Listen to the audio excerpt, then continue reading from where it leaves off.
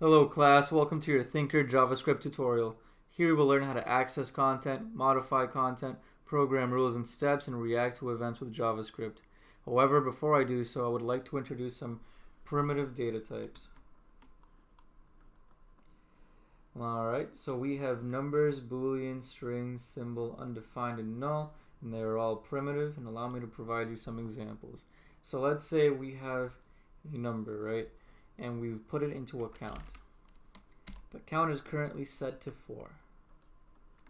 However, we want that count to move up. We can do so like that. And as you can see, it's going up. Now, if you wanted a boolean, let's say on, and we set it to true, let's say we switched it off and set that to false.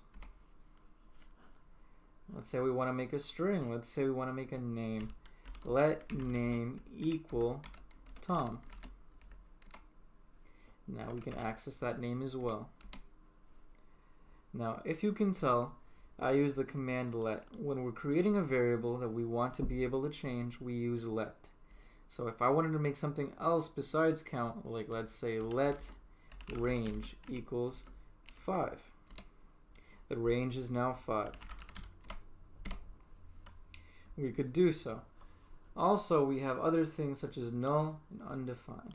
Let's say we come up with a brand new variable that we haven't done anything with. Let's say like dragoon. We type that in and it is not defined.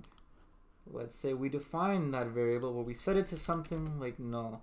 So let's say we take this dragoon that we came up with and we gave him null. Now when I access the dragoon, instead of getting undefined, we get null. As for symbol, a symbol is used to create anonymous unique values, and that requires functional usage in order to do so. So we'll do that one later. Now, we do have objects and arrays. Now, an object is kind of like the parent of the array, seeing as an array is a descendant of the object in JavaScript. So let me give you an example of each one. An array is quite simple. It's basically just a list. And after we put that list in, we can access it. Make this a little bit bigger for you guys.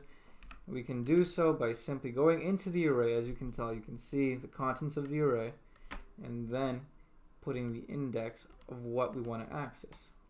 Now notice that the 0th element brings out a 1. That's because it's the very first element of that list. So if we were to do the same thing, but this time put in a 2, we would pick the 3rd element of this array. So 0, 1, 2. Now, if we want an object, it's made in a very similar way. Let dragoon equal, let's give him a name.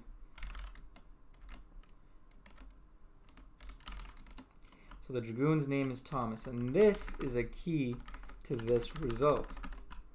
We'll just add in one more thing. Key result. And that's just there for clarification.